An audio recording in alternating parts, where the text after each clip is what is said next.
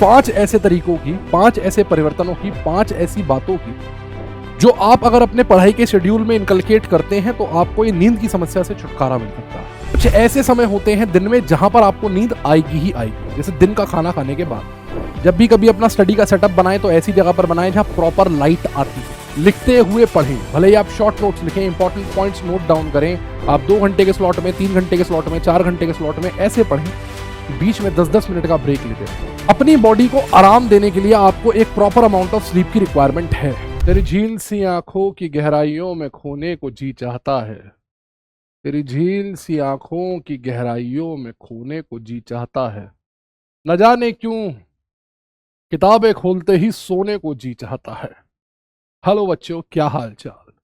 मैं हूं आपका ऋतिक सर और आपसे आज बात करने आया हूं एक ऐसे टॉपिक पर जो आप में से 99% बच्चों के लिए परेशानी का कारण है, और वो है पढ़ाई के वक्त आने वाली नींद। तो आज मैं आपसे बात करूंगा कि इस पढ़ाई से आने वाली नींद को कैसे रोकें, और कुछ आपको ऐसे तरीके बताऊंगा, कुछ ऐसे मेथड्स बताऊंगा, कुछ ऐसी गलतियां बताऊंगा जो आप लोग करते हैं जिस वजह से आपको नींद आती है, और मैं आपको बताऊंगा कुछ ऐसे तरीके जिनकी मदद से आप इन गलतियों को अवॉइड कर सकते हैं और अपने आउटपुट को एनहांस कर सकते हैं। बच्चों, नींद हमारे शरीर के लिए एक तरह से वरदान है। नींद एक ऐसा प्रोसीजर है जिसमें हमारे बॉडी की जो मसल्स होती हैं, जो बोन्स होती हैं, जो हमारा ऑर्गन सिस्टम होता है, वो आराम करता है, रेस्ट करता है, रिचार्ज होता है, रिवाइव होता है। लेकिन यही नींद अगर गलत समय पर आए तो गलत समय पर आने पर ये हमारे डे टू डे एक्टिविटीज के आउटपुट में इंटरफेरेंस पैदा करती है। जैसे एज अ नीट एस्पिरेंट हमारा काम है, एज अ नीट एस्पिरेंट और जेई एस्पिरेंट हमारा जो दिन में पूरे दिन का काम है वो है पढ़ाई करना। और अगर पढ़ाई के दौरान हमें नींद आ जाए तो ये हमारे पढ़ाई के आउटपुट को इंटरफेयर करेगी। पढ़ाई के आउटपुट को इंटरफेयर करने से होगा क्या, या तो हम नींद से लड़ते हुए कुछ समय गुजारेंगे जिस वजह से हम उतना नहीं पढ़ पाएंगे जितना हम फ्रेश माइंड से पढ़ पाते, या फिर हम नींद को अपने ऊपर हावी हो जाने देंगे और सो जाएंगे, और जब उठेंगे तो पढ़ाई का समय निकल चुका होगा। यहां से पैदा होगा एक तो बैकलॉग, फिर गिल्ट क्योंकि हम पढ़ नहीं पाए, दूसरा बैकलॉग तो है ही क्योंकि जो पढ़ना था वो पढ़ नहीं पाए, थोड़ा सा पीछे हो गए, और फिर उस गिल्ट में हम क्या करेंगे, उस गिल्ट में हम अपनी बॉडी को ज्यादा पुश करेंगे, और उस बॉडी को अपनी बॉडी को जब ज्यादा पुश करेंगे तो होगा क्या, होगा ये कि आपकी बॉडी जो है वो उतना आउटपुट नहीं निकाल पाएगी क्योंकि उसे आदत ही नहीं है, और आपकी तबीयत भी खराब हो सकती है। तो ये समस्या देखने में बहुत छोटी सी लगती है लेकिन एक्चुअली बहुत बड़ी समस्या है। ठीक है, तो आज मैं आपसे बात करूंगा 5 ऐसे तरीकों की, 5 ऐसे परिवर्तनों की, 5 ऐसी बातों की जो आप अगर अपने पढ़ाई के शेड्यूल में इनकलकेट करते हैं तो आपको ये नींद की समस्या से छुटकारा मिल सकता है। जैसे बात नंबर 1, टाइमिंग। टाइमिंग बच्चों बहुत इंपॉर्टेंट है, टाइमिंग बहुत ज्यादा इंपॉर्टेंट है। देखिए, ऐसा कहा जाता है कि अर्ली मॉर्निंग हमें पढ़ना चाहिए, माइंड फ्रेश होता है, या लेट नाइट पढ़ना चाहिए, सन्नाटा होता है। मैं ये तो आपसे नहीं कहूंगा कि आप बहुत अर्ली मॉर्निंग पढ़िए उठ के। अगर आपको मान लीजिए सुबह उठने की आदत नहीं है और आप रात में जगने में ज्यादा कंफर्टेबल है तो मैं आपसे कहूंगा कि आप रात में जग के पढ़िए, मतलब पढ़िए वैसे ही जैसे आप पढ़ रहे हैं, जो आपका टाइम स्लॉट आपके लिए कंफर्टेबल है। लेकिन कुछ ऐसे समय होते हैं दिन में जहां पर आपको नींद आएगी ही आएगी, जैसे दिन का खाना खाने के बाद, रात का खाना खाने के बाद, मतलब एग्जैक्टली आफ्टर मील्स। तुरंत पढ़ाई करने मत बैठिए, तुरंत पढ़ाई करने मत बैठिए।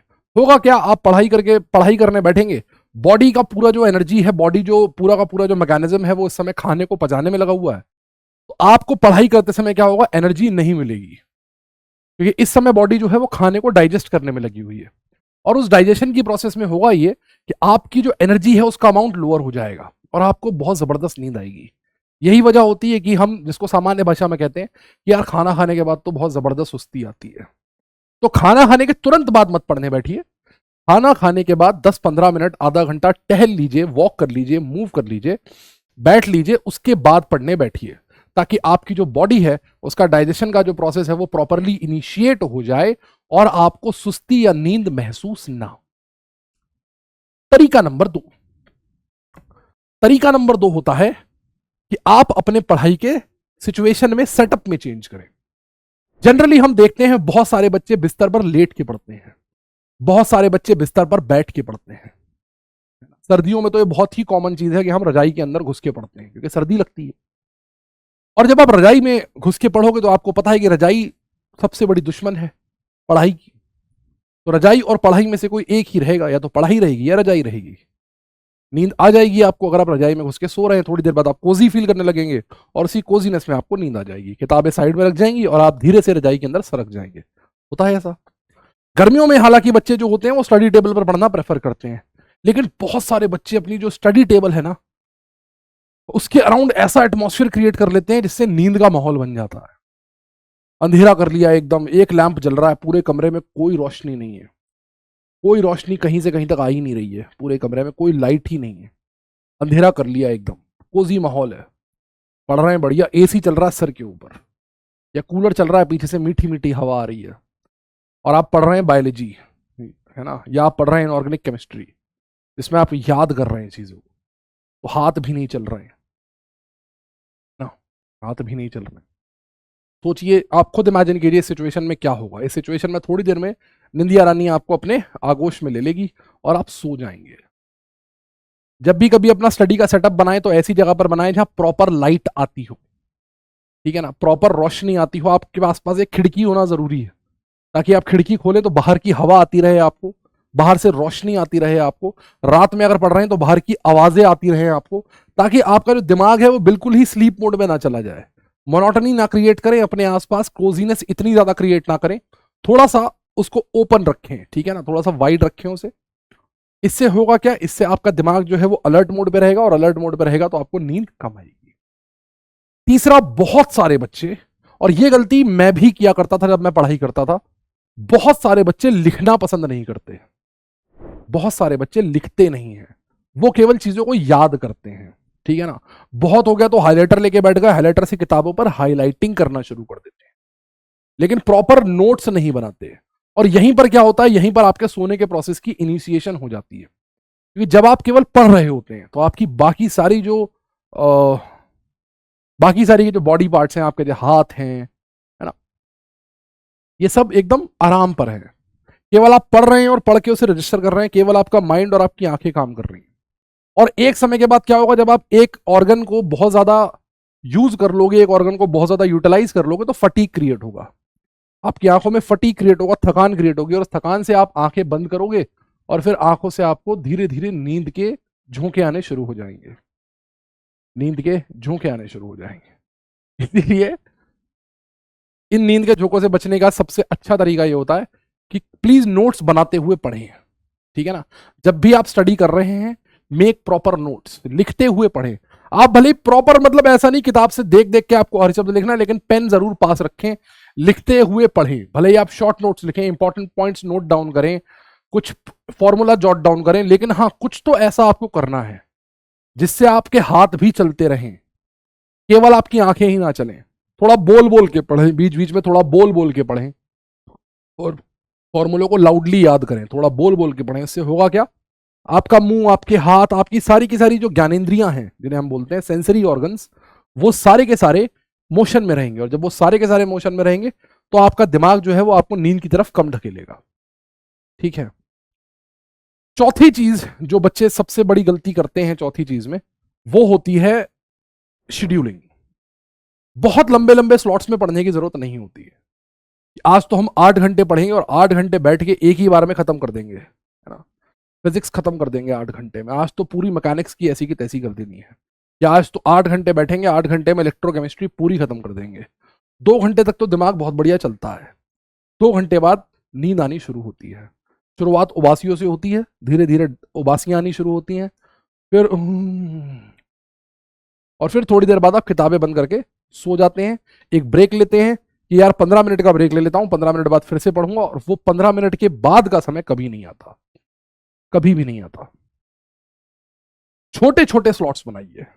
अगर आप 8 घंटे पढ़ना चाहते हैं तो उस 8 घंटे को इस तरह से बांटिए कि आप 2 घंटे या 2.5 घंटे के बाद, मिनिमम 2 घंटे तो बैठना ही है, 2.5 घंटे के बाद, 2 घंटे के बाद, 3 घंटे के बाद 10-10 मिनट के वॉक सेशंस ले लीजिए, मुंह धो लीजिए, फ्रेश हो लीजिए, एक आधा गाना सुन लीजिए, ताकि आपका जो दिमाग है वो रिफ्रेश होता रहे।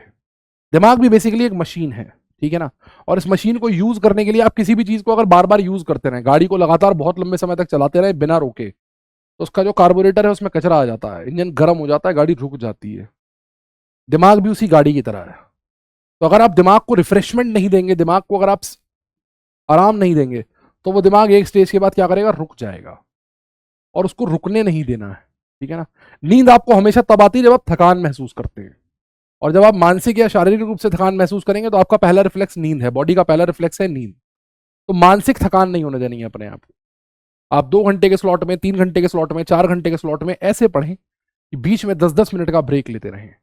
वो 10-10 मिनट का ब्रेक आपके दिमाग को रिफ्रेश करने के लिए काम में आएगा। आंखें धो ली, मुंह धो लिया, एक थोड़ा सा घूम लिए, कुछ चाय वाय पी ली, है ना, पानी वगैरह पी लिया, या फिर गाना वगैरह सुन लिया, वॉटेवर, है ना, छोटा सा एक ब्रेक स्लॉट लेके 10 मिनट आप रुक गए। 10 मिनट रुकने के बाद फिर आप फिर से पढ़ने बैठ गए, ज्यादा एनर्जी के साथ पढ़ पाएंगे। Last but not the least, the most common mistake as an aspirants जो बच्चे करते हैं, वो सबसे कॉमन मिस्टेक है टू बी स्लीप डिप्राइव्ड। जब आप अपना शेड्यूल बनाते हैं, जब आप अपना स्टडी शेड्यूल फाइनल करते हैं, तो स्टडी शेड्यूल फाइनल करते समय आपका सबसे बड़ा दुश्मन होती है आपकी नींद। आपको यह लगता है कि जो नींद है वो आपके शरीर के लिए एक बाधा है, वो आपके लिए एक हर्डल है, एक हिंड्रेंस है। और इसलिए जब आप शेड्यूल बनाते हैं तो आप इस शेड्यूल में नींद को हमेशा उतना टाइम नहीं देते हैं जितना टाइम आपको उसको देना चाहिए, इवन आफ्टर नोइंग दैट, ये जानने के बाद भी कि आपके शरीर को 7 घंटे 8 घंटे की नींद की आवश्यकता है, आप उसको 4 घंटे या 5 घंटे में लिमिट करते हैं अपने शेड्यूल में। उससे होता क्या है, उससे होता यह है कि जब आप ये 4 घंटे 5 घंटे की नींद लेते हैं और फोर्सिबली अपने आप को उठाते हैं, तो बॉडी पूरी तरह से रिलैक्स मोड में नहीं आई होती है, जिस वजह से होता क्या है कि आपके जो ऑर्गन्स हैं उनके अंदर कंटिन्यूअसली फटीग बढ़ती चली जाती है, और 3-4 दिनों के बाद, 3-4-5 दिन 6 दिन हफ्ते भर के बाद आपको उसकी थकावट महसूस होने लगती है। और वो थकावट जब आपको महसूस होने लगती है तो वो जैसे ही आप किताब खोल के बैठेंगे तब आपको नींद आनी शुरू हो जाएगी। और वो थकावट केवल पढ़ाई के समय नहीं, आपकी डे टू डे एक्टिविटीज में दिखेगी। वो डे टू डे एक्टिविटीज में you will feel sleepy continuously, दिमाग घूमता रहेगा, पढ़ने का मन नहीं करेगा, है ना, कहीं बैठे होंगे बैठे बैठे सो जाएंगे, है ना, खाना खाने का मन नहीं करेगा, कभी भी ऐसा लगेगा एसी दिखेगा, एसी के हमारे बैठे सो गए, ठंडी के दिन है तो थोड़ा सा खाना वाना खाया सो गए। अपनी बॉडी को आराम देने के लिए आपको एक प्रॉपर अमाउंट ऑफ स्लीप की रिक्वायरमेंट है।